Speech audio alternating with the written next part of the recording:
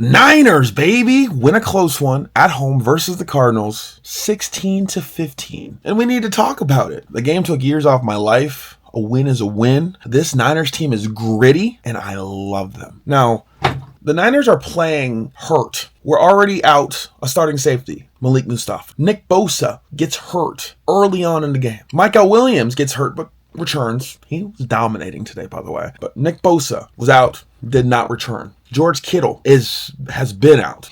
Brandon Ayuk has been out. Juwan Jennings didn't play today. Brock Purdy didn't play today. Ben Barch, starting left tackle, did not play today. These are 8 starters. That's a lot. That's a lot. So we're banged up, y'all. So any kind of win that we can get, I'll take it. But they're 3-0. That's crazy. It's a great way to start the season off. Especially against a team like the Cardinals that the Niners always have a tough game with and seemingly go 1-1 with, sometimes 0-2 against in a season. So I'll take this win any way that we can get it. Prayers out to James Conner, the Cardinals running back, who is a monster. I love the way that he plays. He had a horrific knee injury in this game, and he needs all of the actual prayers and medical expertise that he can get. The Niners held Kyler Murray in check through the air. He only threw for 159 yards and a touchdown. He did scramble for 37 yards, and seemingly his feet kept them on the field in the first half so many times. They kept on converting third downs, and it was frustrating me watching that. Marvin Harrison Jr. for them did have some key drops, which was alarming, but I felt like they were sparingly getting him involved in the game. So it's almost like they surprised him by throwing the ball to him. He should be their main focus when they throw the ball. Him and Trey McBride should have 10 targets each, but I'm glad that they didn't. Mac Jones played a good game. The one interception he threw was a questionable throw of accuracy, but whatever. People throw picks. 284 yards on 41 attempts. He played confidently, and you could tell. He threw it to the guy that was open. The defense was not giving us an inch for the most part, so Mac did a really good job of finding the open guy. And most of the time, the open guy was Ricky freaking Pearsall, who is so good. If you haven't picked him up in fantasy, you probably should. And that's not my Niner heart telling me that. That is just facts. He is the number one option. Doesn't matter if it's Brock, it doesn't matter if it's Mac. He's getting open. He runs good routes, and he can catch the ball. Ricky, 8 catches, 117 yards today. McCaffrey, like I said, Mac distributed it to whoever was open. McCaffrey, that check down option was open 10 times for 88 yards. And McCaffrey also ran for 52 as well. So again, 130 plus yards, 140 yards total for McCaffrey. Great day. Michael Williams was dominating today. He's been dominating this year. He is a force on that edge. You can't run around him because within a 3-yard vicinity, he's going to tackle anything that comes his way. He is a beast. CJ West had a really good game today, stopping the run, but of course Fred and D in the middle. Incredible tandem. Those two are kind of nasty, and they just kept on making plays. Just like Upton Stout made it an incredible play on third down late in the fourth quarter. Cardinals had to have it. 2:09 left.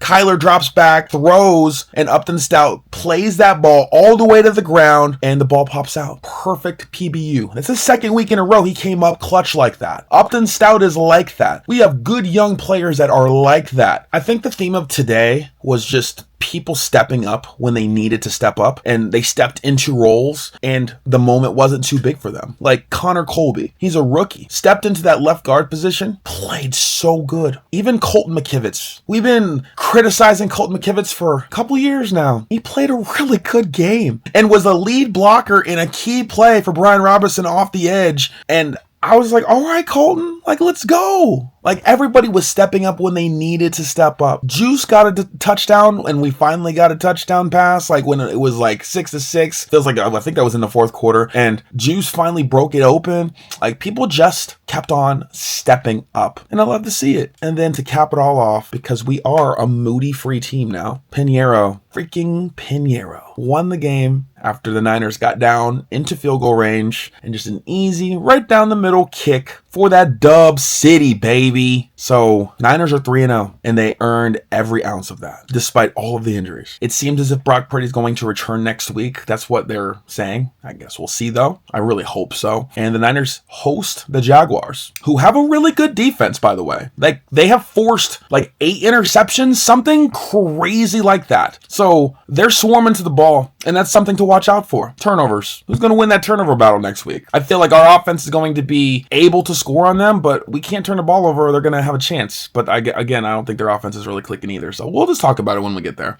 Nevertheless, Niners get the dub. Cardinals played us tough like they always do. If you have any comments, concerns, or anything that I missed, let's talk about it down there in the comment section. Have a good night, and until next week, peace.